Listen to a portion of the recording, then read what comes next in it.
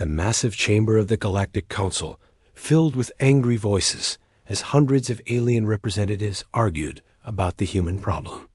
Ambassador Zephyk stood in the center of the room, his scaled hands shaking as he watched the other species plan their attack on Earth. His yellow eyes darted around the chamber, seeing nothing but bloodthirst and greed in the faces of his fellow council members.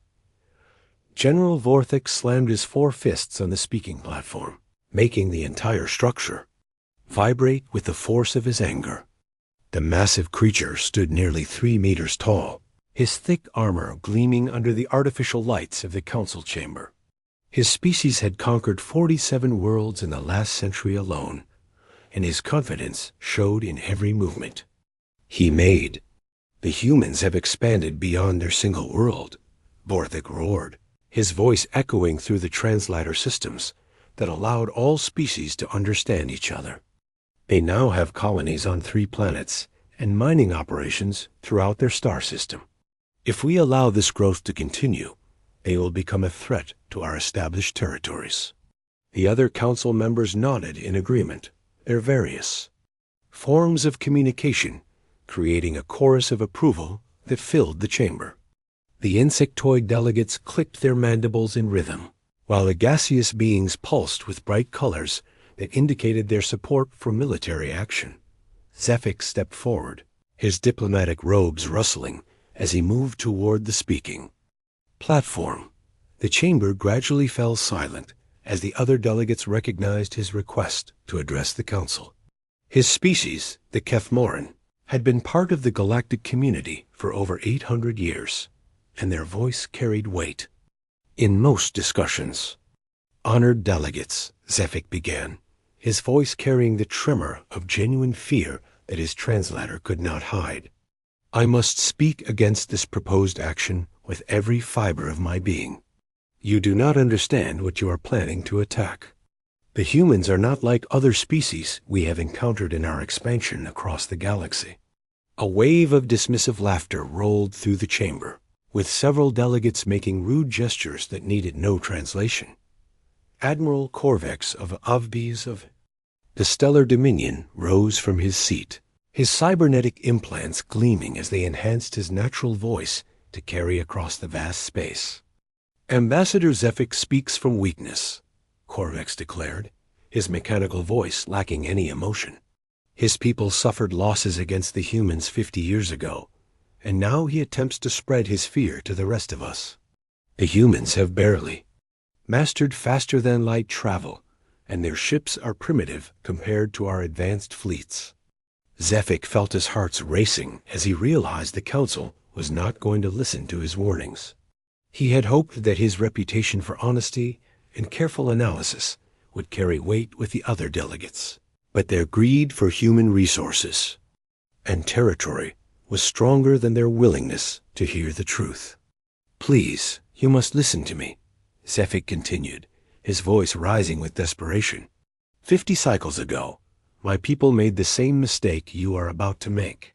We saw the humans as an easy target, a primitive species that could be conquered with minimal effort. We thought their emotional nature made them weak, that their lack of unity would make them easy to defeat.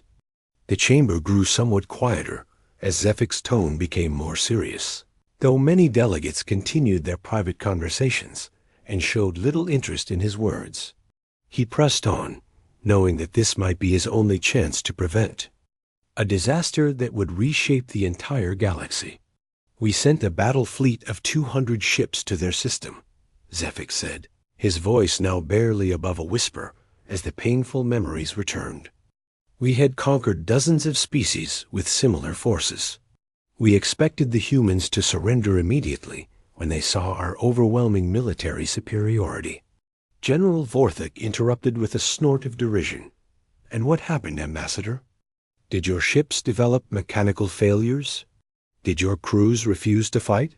Surely you cannot claim that a primitive species defeated a proper military force. Zephyk turned to face Vorthik directly, his yellow eyes meeting the general's red ones.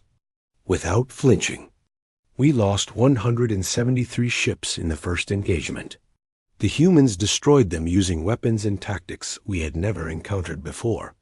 The remaining 27 ships barely escaped to carry the news of our defeat back to our home worlds. The chamber erupted in disbelief and angry shouts as the delegates struggled to process this information. Several species had fought the Kefmoran in border skirmishes over the centuries, and they knew the reptilian species possessed advanced military technology and experienced crews. "That is impossible," Admiral Korvax stated flatly. "No primitive species could achieve such a victory against a numerically superior force with advanced technology. You must be exaggerating the extent of your losses to discourage us from claiming the resources of the human system." Zephyk activated his personal datapad and projected a holographic display above the speaking platform. The three-dimensional image showed the wreckage of Kefmoran warships floating in the dark space near Earth's moon. The twisted metal and scattered debris told a story of devastating defeat that no amount of words could convey. "These are the remains of my people's 7th battle fleet," Zephyk said quietly. "The humans did not simply defeat us in battle. They annihilated our forces so completely that we could not even recover most of our dead for proper burial ceremonies." The holographic display shifted to show tactical recordings from the battle, grainy images captured by the few surviving ships as they fled the human system. The delegates watched in growing unease as they saw human ships moving in patterns that defied conventional military doctrine, using weapons that seemed to violate several galactic warfare conventions.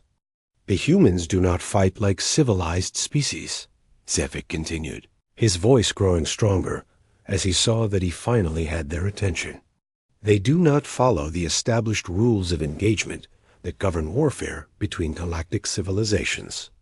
They target civilian infrastructure, use weapons designed to cause maximum psychological damage, and employ tactics that border on the insane."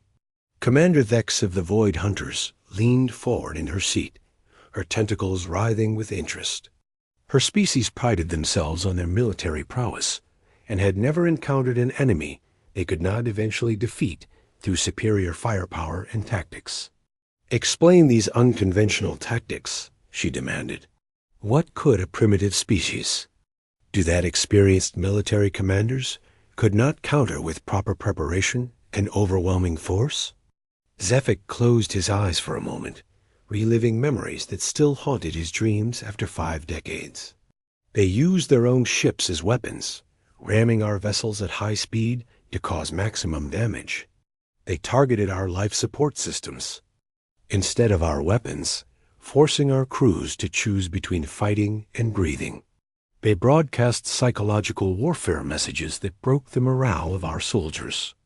The chamber had grown completely silent now, with even the most dismissive delegates paying close attention to Zephyk's account of the battle. The ambassador could see doubt beginning to creep into their expressions as they realized the implications of what he was describing. "But most terrifying of all," Zephyk continued, "was their ability to adapt during the battle itself. Every tactic we used, every weapon we deployed, they found a counter for within hours. By the end of the engagement, they were using our own technology against us, having somehow analyzed and reversed our weapon systems in the middle of combat." General Vorthik shifted uncomfortably in his seat, his forearms crossing defensively across his chest. "Even if your account is accurate, that was 50 years ago.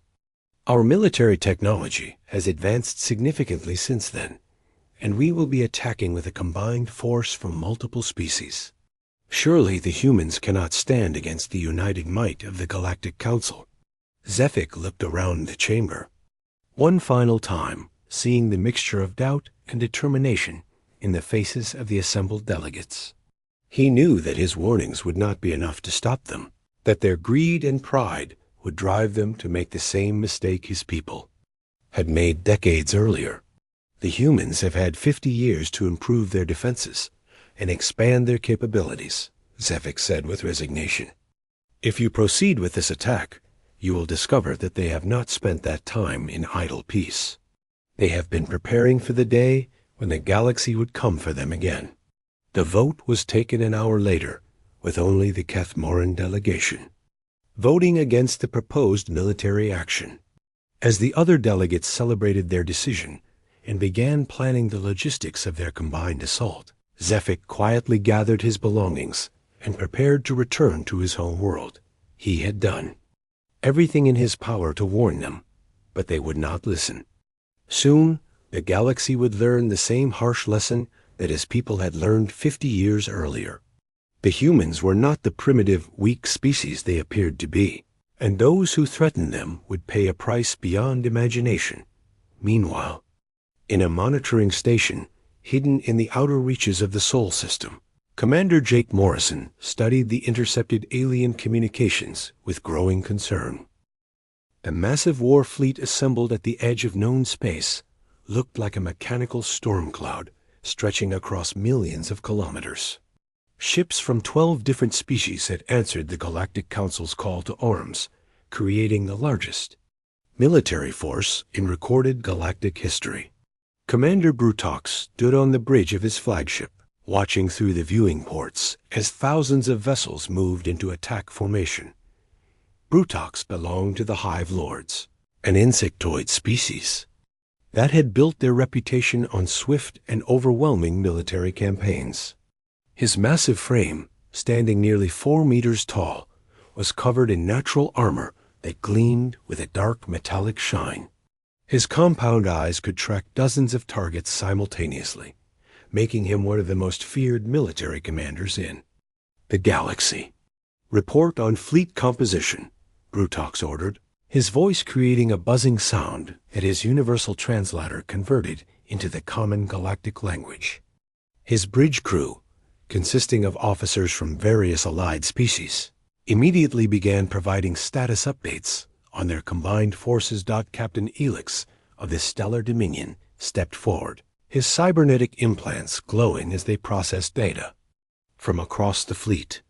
"Commander, we have confirmed the arrival of all scheduled vessels. The fleet consists of 4,200 attack cruisers, 800 heavy battleships, 200 planet-killer dreadnoughts, and over 6,000 support vessels." Brutox nodded with satisfaction as he reviewed the tactical displays, showing the positions of all allied ships. This force represented the combined military might of species that had conquered hundreds of worlds over the past millennium. Each ship was equipped with weapons capable of destroying entire cities, and many carried experimental technologies that had never been tested in actual combat. "What is the status of our special weapon systems?" Brutox inquired, referring to the most devastating tools in their arsenal. The Galactic Council had authorized the use of planet-cracking devices and stellar manipulation weapons for this campaign, showing how seriously they took the potential human threat. Admiral Corvex materialized as a hologram on the bridge, his image transmitted from his own flagship positioned near the center of the formation. "All planet-killer weapons are operational and ready for deployment. We have also loaded bioweapons capable of sterilizing entire ecosystems, as approved by the Council for use against primitive species." The assembled officers exchanged confident glances, knowing that such weapons had never failed to bring about immediate surrender from any species that witnessed their demonstration. The bioweapons in particular were designed to target the specific genetic markers found in human DNA, making them a perfect tool for eliminating the human threat without damaging the valuable resources of their solar system. Brutox activated the fleet-wide communication system, preparing to address all ships before they began their final approach to the human system.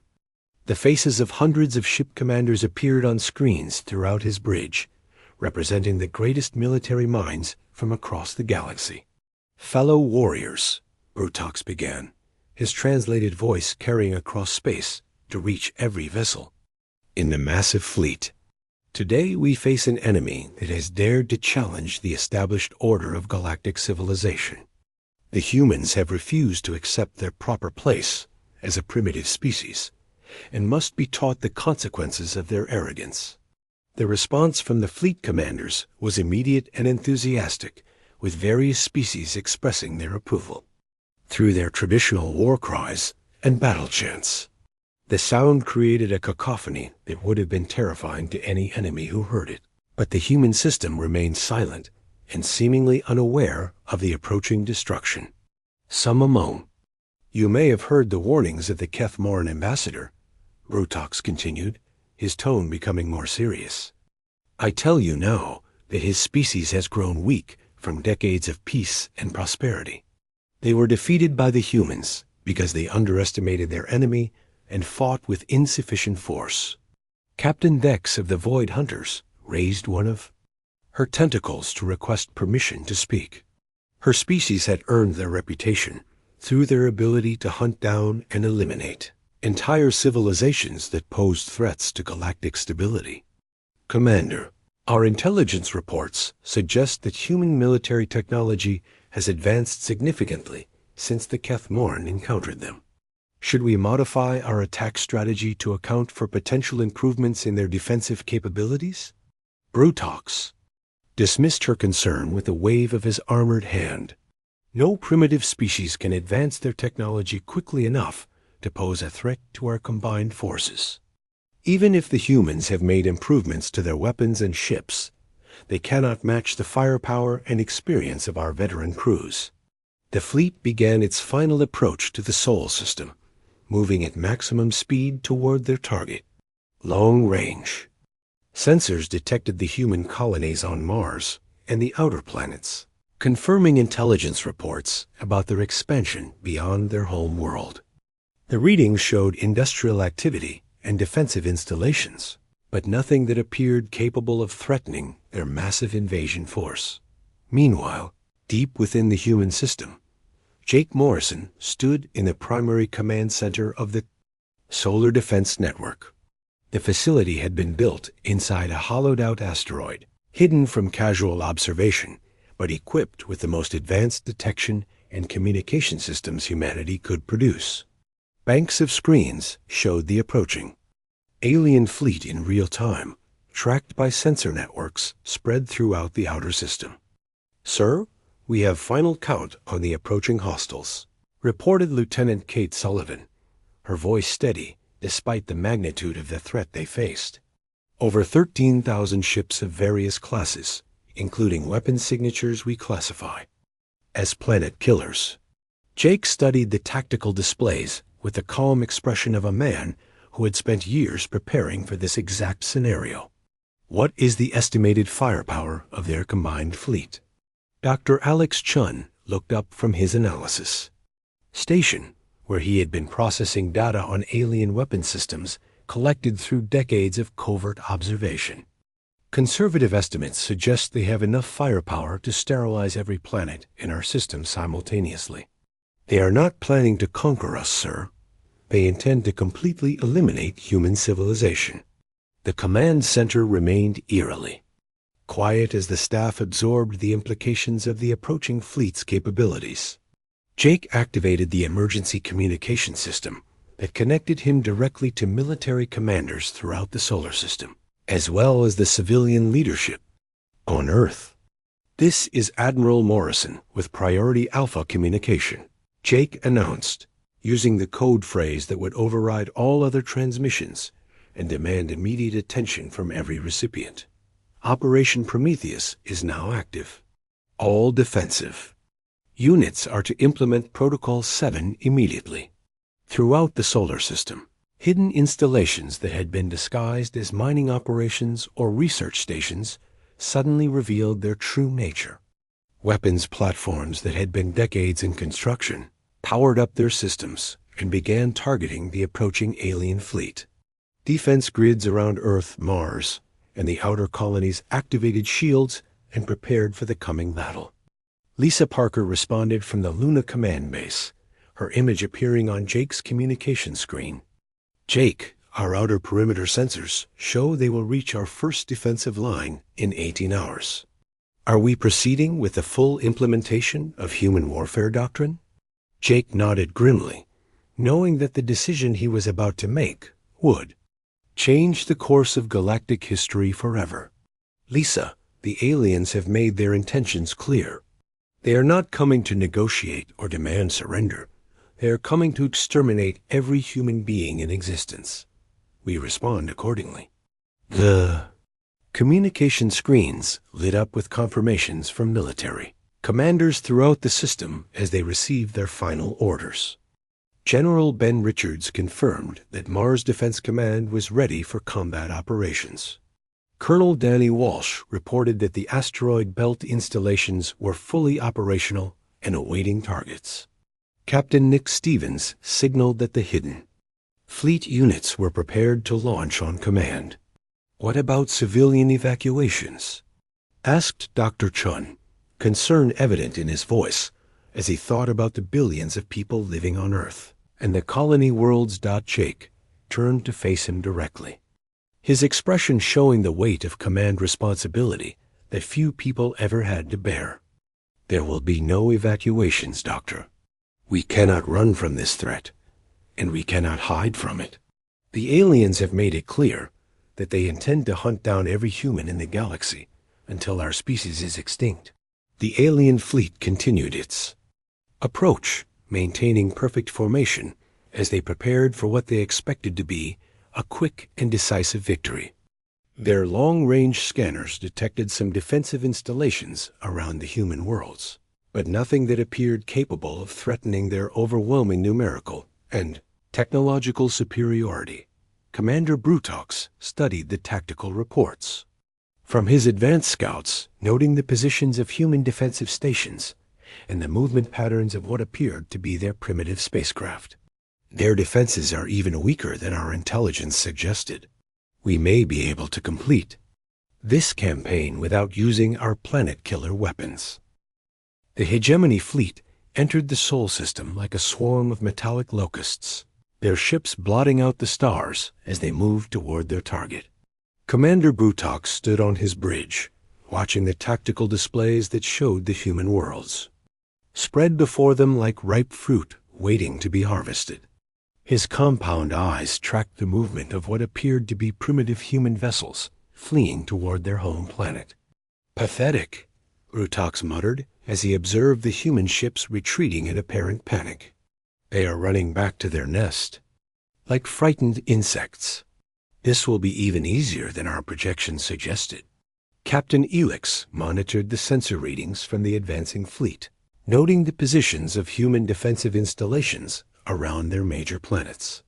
Commander, we are detecting some orbital platforms around the third planet, but their energy signatures are minimal.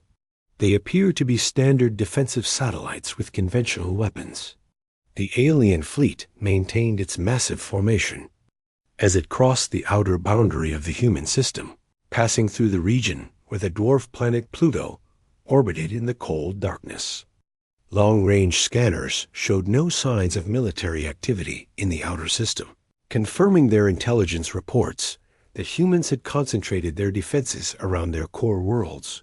Brutox activated his communication system to address the fleet commanders one final time before the battle began. All ships prepare for initial bombardment. We will demonstrate our power by destroying their outer colonies first, then demand the surrender of their homeworld. Any ship that attempts to flee the system is to be destroyed immediately. The first wave of alien vessels, consisting of over 2,000 attack cruisers, began accelerating toward Mars and the asteroid belt mining colonies. Their weapon systems powered up, creating energy signatures that could be detected across the solar system. The aliens expected the humans to surrender immediately upon witnessing this display of overwhelming firepower. Instead, they encountered something that defied all their expectations and military doctrine. The attack began without warning, as objects that had been drifting silently in the darkness suddenly revealed themselves to be weapons platforms of unprecedented design, hidden throughout the Kuiper Belt and scattered across millions of kilometers of space. Thousands of automated defense stations powered up simultaneously and began targeting the approaching alien fleet. The first projectile struck the dreadnought. Void render with the force of a small nuclear weapon, but it was not an energy blast or explosive missile. Instead, a solid tungsten rod no larger than a telephone pole, accelerated to nearly 10% of light speed, punched completely through the massive ship's hull, as if it were made of paper. Captain Tylak barely had time to register the impossible. Sensor readings before his ship began breaking apart around him. Shields are ineffective. He screamed into his communication system as more kinetic projectiles tore through his vessel. The projectiles are passing through our energy barriers without any reduction in velocity. The alien shields, designed to deflect plasma bolts and laser weapons, provided no protection against solid matter moving at relativistic speeds. The kinetic energy released by each impact was equivalent to a nuclear warhead, and the tungsten rods punched through armor plating that had been designed to withstand conventional weapons. Commander Brutox watched in growing horror as his advance fleet began disappearing from his tactical displays. Ships that had taken decades to build and represented the pinnacle of alien military technology were being destroyed by weapons that seemed to violate the basic principles of civilized warfare. How are they achieving such velocities? Demanded Admiral Korvex, his cybernetic system struggling to process the sensor data. No known propulsion system can accelerate solid projectiles to such speeds without massive energy signatures that we should have detected. The answer came in the form of more destruction as the human defense platforms revealed the true scope of their capabilities. Magnetic acceleration systems that had been built into asteroids and powered by fusion reactors launched projectile after projectile at the alien fleet. Each tungsten rod was precisely targeted and timed to maximize damage against specific ship types, but the kinetic bombardment was only the beginning of the nightmare that awaited the hegemony forces. As the aliens tried to adapt their formations to avoid the devastating projectile attacks, human ships began emerging from hidden bases. Throughout the solar system, the vessels that appeared bore no resemblance to the elegant, streamlined designs favored by galactic civilizations. These were brutal, angular craft that looked more like flying weapons platforms than traditional starships. Their hulls were covered in armor plating and bristled with weapon systems that the aliens had never encountered before. Commander Sarah Blake led the first human strike force as it launched from a hidden base inside the asteroid series. Her ship, the USS Retribution, had been designed according to human military philosophy rather than alien concepts of naval architecture. Every system on the vessel was built for maximum combat effectiveness, with no consideration given to comfort or aesthetics. All ships, this is Blake, she announced over the tactical communication network. Implement attack pattern Gamma and show these invaders what happens when they threaten human children. The human fleet moved with a coordination that surprised the alien commanders, but their tactics were unlike anything in galactic warfare databases. Instead of maintaining safe distances and exchanging long-range fire, the human ships closed to point-blank range and engaged in brutal close quarters combat. Lieutenant Ryan Cooper, serving as Sarah's tactical officer, coordinated the attack patterns with mechanical precision. Target their life support systems and reactor cores. Ignore their weapons and focus on making their ships uninhabitable. The human weapons were as unconventional as their tactics. Instead of energy beams designed to pierce shields and armor, they used projectile weapons that fired explosive shells directly into alien hulls. Chemical weapons that had been banned by galactic convention poured through breached compartments, forcing alien crews to choose between fighting and breathing. Captain Vex of the Crimson Talon found his ship surrounded by 3 human vessels that showed no regard for their own safety. They are using ramming attacks, he reported in disbelief as a human ship collided with his vessel at high speed.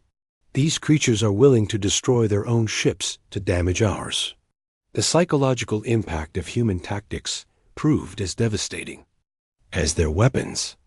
Alien crews who had trained for decades in conventional warfare found themselves facing enemies who seemed to delight in breaking every rule of civilized combat.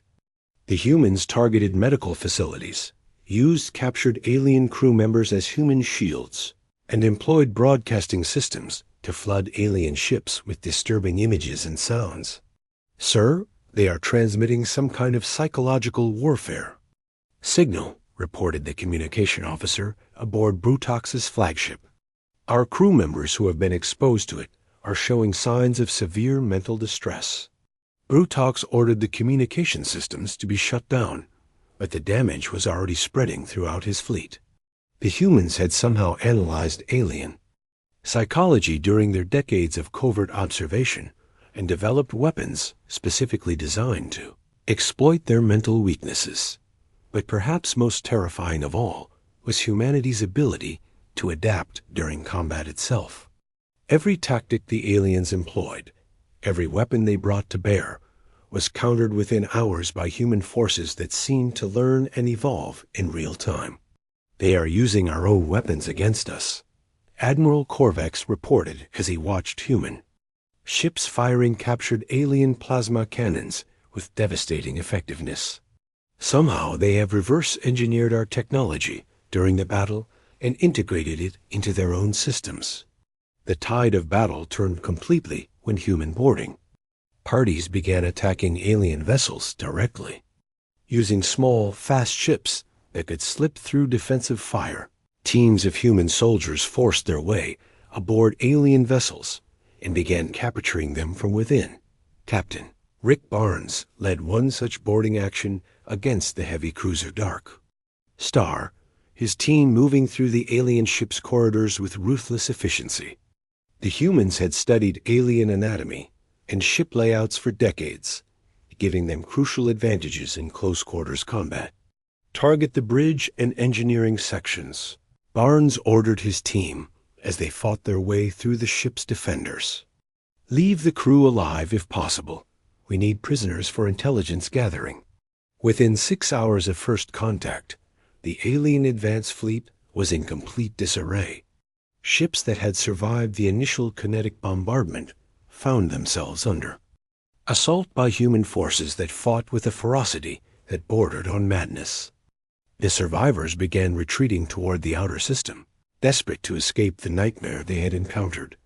Commander Brutox stared at his tactical displays in disbelief as he watched nearly half of his fleet disappear from the screens. "This is impossible," he whispered to himself. No primitive species should possess such capabilities. The retreat became a rout as more human ships appeared throughout the system, harassing the fleeing aliens with hit-and-run attacks that prevented them from forming defensive formations. The news of the hegemony's defeat spread across the galaxy faster than their fastest courier ships could travel. Emergency sessions were called in the councils of every major civilization as reports flooded in about the impossible human victory. What was supposed to be a simple extermination had turned into the most shocking military disaster in galactic history. Ambassador Zephyk stood before the emergency assembly of the Galactic Council, his reptilian features showing no satisfaction, despite being proven correct. The chamber was half empty, with many delegates having fled to their home worlds upon hearing news of humanity's military capabilities. "Now you begin to understand," Zephyk said quietly to the remaining council members. "The humans do not simply fight wars as other species do. They transform during conflict, becoming something far more dangerous than what they appeared to be before the battle began." The holographic displays around the chamber showed the wreckage of the hegemony fleet, captured by long-range sensors as the survivors limped back to their home territories.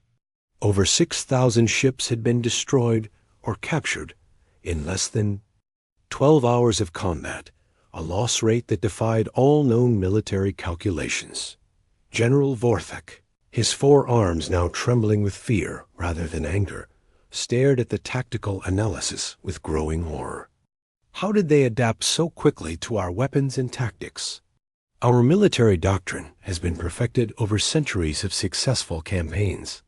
Because humans do not think like we do, Zefik replied, his voice carrying the weight of painful experience. While we see war as a contest between opposing forces, they see it as a problem to be solved. Every weapon you use against them becomes a puzzle for them to figure out and turn to their advantage. Meanwhile, on Earth, the captured alien technology was being analyzed and reverse-engineered at a pace that would have seemed impossible to any galactic observer. Dr. Jennifer Hayes led the Xenotech integration team working around the clock in laboratories that had been prepared for this exact scenario. The alien faster-than-light drives are actually less efficient than our theoretical models predicted, Dr. Hayes reported to Jake Morrison during their daily briefing.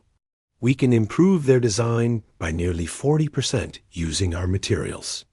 Science and engineering techniques. Jake studied the technical reports spread across his desk, noting the rapid progress being made in every area of alien technology. How long until we have operational interstellar ships using the improved designs? Give us 2 months, sir, and we will have a fleet ready for deployment beyond our solar system. But humanity did not wait 2 months to begin their expansion. Beyond Earth, the captured alien vessels, once their crews had been removed and their systems analyzed, were retrofitted with human weapons and equipment. Teams of human engineers worked alongside alien prisoners who had chosen cooperation over execution. The alien prisoners had been given a simple choice upon capture. They could share their technical knowledge and assist in the integration of their technology with human systems, or they could be sent back to their home worlds with detailed recordings of human military capabilities. Most chose to cooperate rather than face the wrath of their own leaders for failing in their mission. Captain Nick Stevens commanded the first truly human-built interstellar warship to roll out of the Mars shipyards. The vessel, designated U.E.'s Vengeance, combined the best features of alien faster-than-light technology with human tactical innovations and manufacturing techniques. The ship handles like a dream, sir, Stevens reported to Jake during the vessel's first test flight. The hybrid propulsion system gives us 50% better acceleration than the original alien designs, and our weapons systems have twice the firepower of comparable alien vessels. The human approach to starship construction differed dramatically from galactic norms. Instead of building a few massive vessels that took decades to complete, human factories produced swarms of smaller, more maneuverable ships that could be manufactured quickly and operated with minimal crew using advanced artificial intelligence systems. We are not trying to match their fleet ship for ship, Jake explained to his staff during a strategic planning session. We are going to overwhelm them with numbers and superior tactics. Every alien ship they build, we will build 10 to counter. The transformation of human industry was staggering to observe. Factories that had been producing consumer goods were converted to military production within weeks.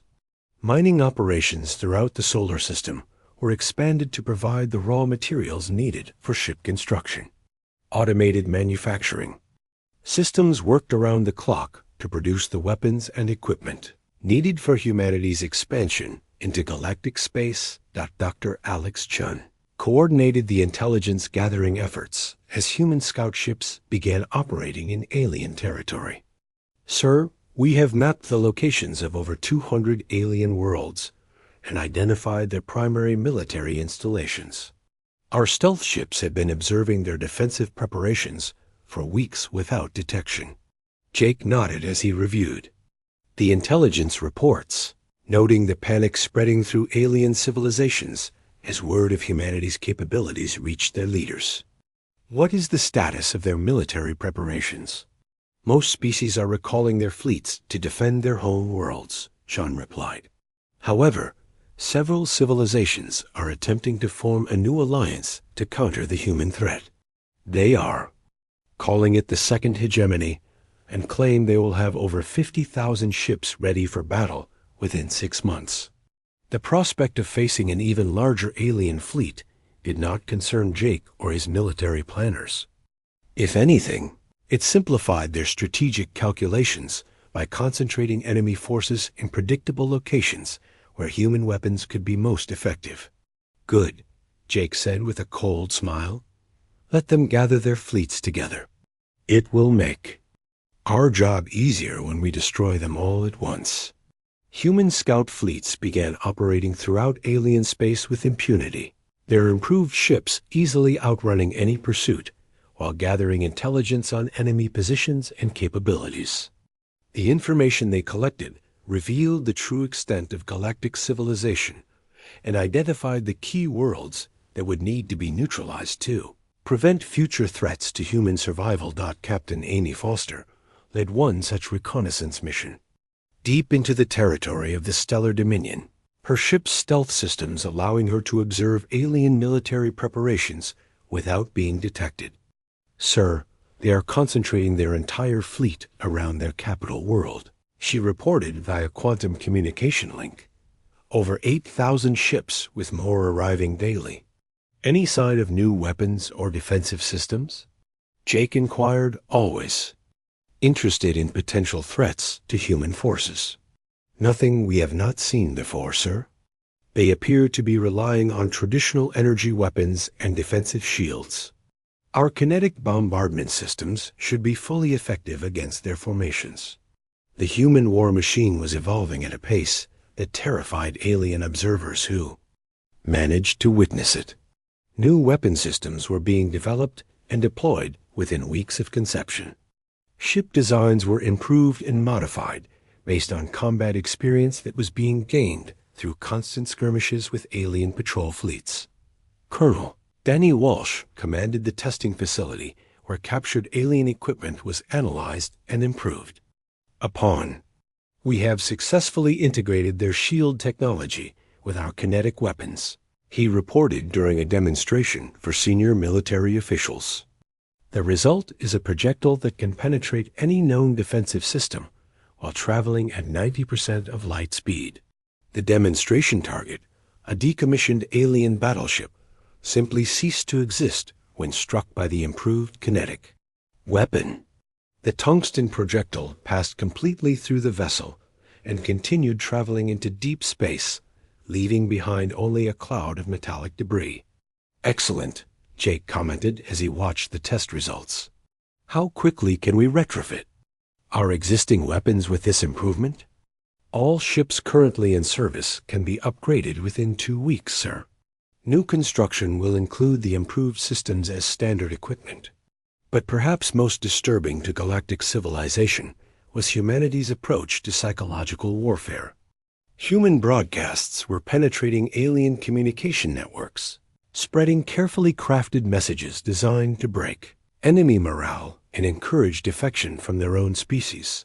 The messages contained detailed recordings of the destruction of the First Hegemony Fleet, along with information about the treatment of alien prisoners who had chosen to cooperate with human forces.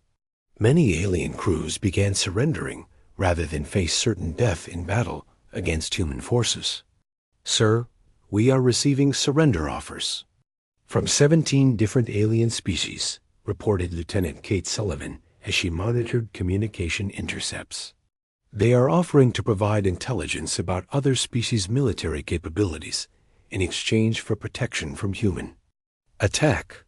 Jake considered the offers carefully, recognizing the strategic value of turning alien species against each other. "Accept their surrenders and assign them to intelligence-gathering duties. They know their former allies better than we do." The galaxy was beginning to fracture as fear of human military power spread through every civilization. Ancient alliances were breaking apart as species chose to seek separate accommodations with humanity, rather than stand together against the common threat. The Second Hegemony Fleet was 5 times larger than the first, a massive armada that represented the combined military might of over 30 alien species united in their fear of human expansion. Commander Zardak of the United Clans stood on the bridge of his super dreadnought, watching as more ships arrived hourly to join their desperate alliance. This time, we will not underestimate them, Zarduk declared to his assembled fleet commanders through the communication network that linked their 53,000 vessels. We have studied their tactics and prepared countermeasures for their unconventional weapons. The alien fleet had spent months preparing for this final confrontation with humanity. Their ships carried new shield technologies designed to deflect kinetic projectiles, improved armor plating to resist human weapons, and psychological dampening fields to counter human mental warfare tactics. They were certain that their numerical superiority and improved defenses would ensure victory. Admiral Korvex, now commanding a rebuilt cybernetic fleet, had analyzed every second of recorded combat between humans and alien forces. Our new defensive systems can absorb the kinetic energy of their projectile weapons and redirect it into our own shield generators. Their primary advantage has been neutralized. But as the massive alien fleet moved toward the Sol system, they were unaware that humanity had spent the intervening months doing what humans do best when faced with an existential threat. They had evolved their entire civilization into a war machine capable of fighting on a galactic scale. Jake Morrison, now holding the rank of Fleet Admiral, stood in the expanded command center that had been built deep beneath the surface of Luna.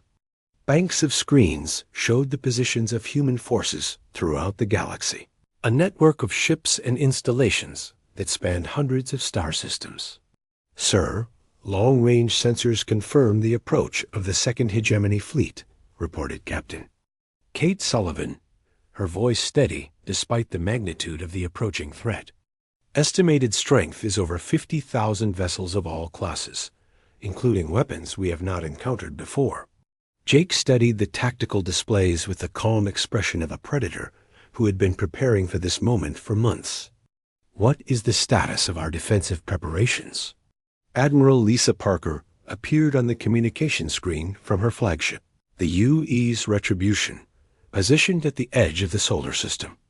All defensive grids are operational and enhanced with the new technologies we have developed. The Sol system is no longer just defended, sir. It has been transformed into the largest weapons platform in known space. The alien fleet entered the Sol system expecting to find the same defensive installations they had encountered months earlier. Instead, they discovered that humanity had turned their entire solar system into a fortress that defied all conventional military thinking. First indication of humanity's preparations came when the alien advanced scouts encountered the new outer defensive perimeter. What had once been empty space was now filled with automated weapons, platforms that dwarfed anything the aliens had seen before.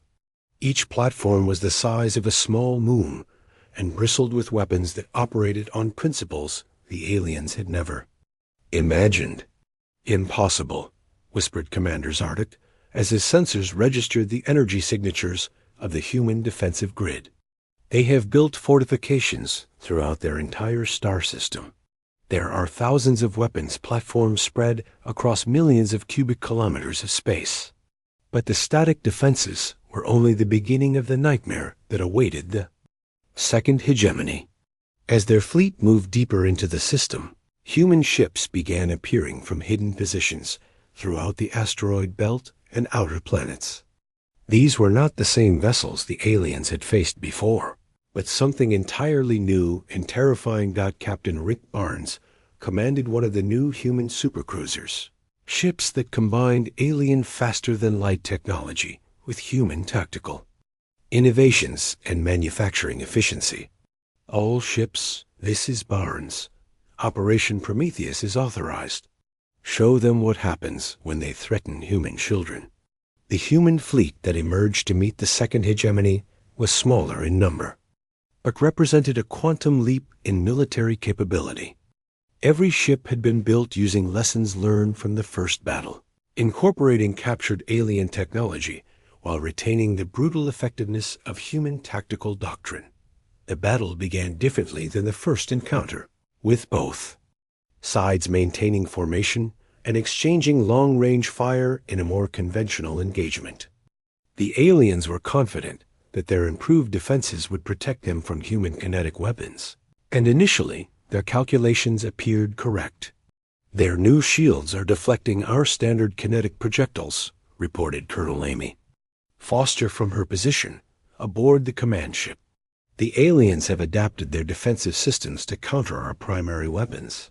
Jake nodded calmly as he watched the tactical displays showing the initial phase of the battle. Implement protocol. Omega. It is time to show them what we have really been working on. The human response was swift and devastating. Instead of continuing to use the kinetic weapons that had been so effective in the first battle, humanity revealed the next generation of weapons that had been developed using captured alien technology and human innovation. The new human weapons operated on principles that violated everything the aliens thought they knew about the laws of physics. Gravity manipulation devices that could crush entire ships into microscopic points. Quantum destabilizers that caused matter itself to break down at the atomic level. Temporal displacement weapons that caused enemy vessels to simply cease to exist across all points in time. "What are they doing to our ships?" screamed Admiral Corvex as he watched his vessels being destroyed by forces that his sensors could not even detect. "These weapons are impossible according to known science." The human fleet moved through the alien formation like death itself, destroying everything in their path with casual efficiency. Ships that had taken decades to build and represented the pinnacle of alien military technology were reduced to atomic dust in seconds. But the true horror began when humanity revealed that their defensive preparations had extended far beyond their home system. Human ships began appearing throughout the galaxy, striking at alien homeworlds and military installations with coordinated precision that demonstrated months of careful planning. Captain Danny Walsh led the human assault on the stellar dominion. Capital World, his fleet of 500 ships facing defensive installations that had been built over centuries. Target their orbital platforms first and move to surface bombardment. Leave nothing that can threaten human interests. The attack was not simply military conquest, but complete systematic destruction of the aliens' ability to wage war. Human forces targeted shipyards, manufacturing facilities, communication networks, and transportation infrastructure. They were not conquering alien worlds. They were eliminating entire civilizations' capacity for resistance. Dr. Jennifer Hayes coordinated the intelligence operations that allowed human forces to strike with such devastating effectiveness. "Sir, we have confirmed the destruction of 47 major alien military installations across 18 star systems.